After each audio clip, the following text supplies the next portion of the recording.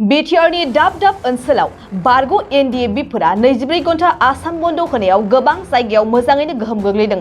बेबायदिनो बिटिआर हालामनि अदालगुरि जिल्लायावबो दिनै मोजाङैनो बारग' एनडिएफबिफोरा बन्द फोसावनायाव बन्दआ गोहोम गोग्लैदों।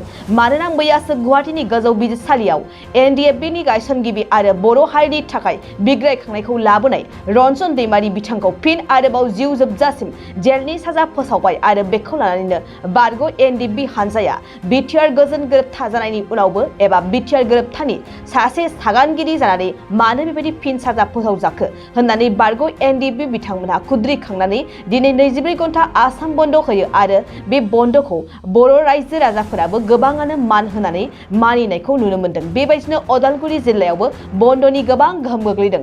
दिनैनि बे बन्दखौ लानानैनो जोंनि खौरांगिरि सुकुराम बर' बिथांनि गेजेरजों बन्दनि गोहोमखौ आबुङै मिथिनानै लानि। खुलुमबाय। बे समाव बड'लेण्ड बुब्लि नायगिरि साफ्रोमबो रायजो राजानिसिम आं गिबियावनो बरायना लाग्रोबाय। मैया जि गुवाहाटी हाइकर्टआ एनडिएफबिनि जि गायसनगिरि आफादगिरि रन्जन दैमारि बिथांनि जि मोनसे रायदान फोसावबाय जिउ जोबजासिम जेलाव जि दोननाय बेनि हेंथायै जि 24 घन्टा आसाम बन्द होनायमोन बे आसाम बन्द होनायनि जि गोहोम बे गोहोमा उदालगुरि जिल्लायावबो दिनै उदालगुरि नोगोरावबो दिनै बेयो गोहोम गोग्लैदों। दा आं केमेरा पार्सन बिथांखौ आं दिन्थिनो खावलायगोन। दिनै बेखिनियाव नुदों उदालगुरि नोगोरनि गंफ्रोमबो दखाना दिनै बन्द, गंसेबो दखान दिनै खुलियाखै।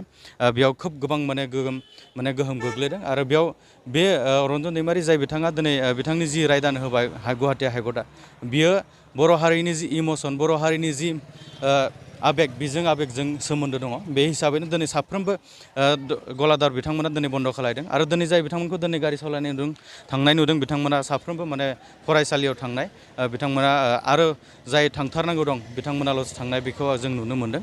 दिनै आंनि खाथियाव दङ केमेरा पार्सन, आं बिथांखौ दिन्थिनो खावलायगोन। बेयाव गुबुन सुबुं बेयाव थांलाय फैलायखौ नुवाखै। जों बेयाव रैखाथि हान्जा बिथांमोनखौ आङो मोन्दों। उदालगुरि नोगोरनि जि थासारि बेखौ आं दिन्थिबाय। उदालगुरिनिफ्राय सुकुराम बर', बड'लेण्ड बुब्लि।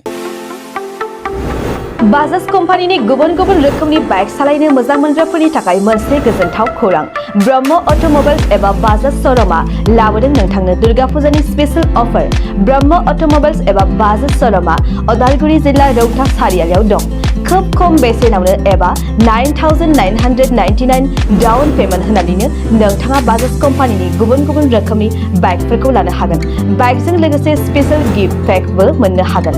स्पेशल गिफ्ट पेकआव हेलमेट आरो 5 लिटार पेट्रल हरनाय जागोन।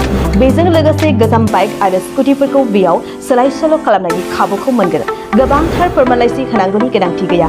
स्पेशल अफारा 27 सेप्तेम्बरनिफ्राय 8 अक्ट'बरसिम सोलिगोन। गोबांथार मिथिनो थाखाय 9101541183 936553188 आरो 9957318292 जानबुं अनजिमायाव जगाजग खालामहरनो हागोन।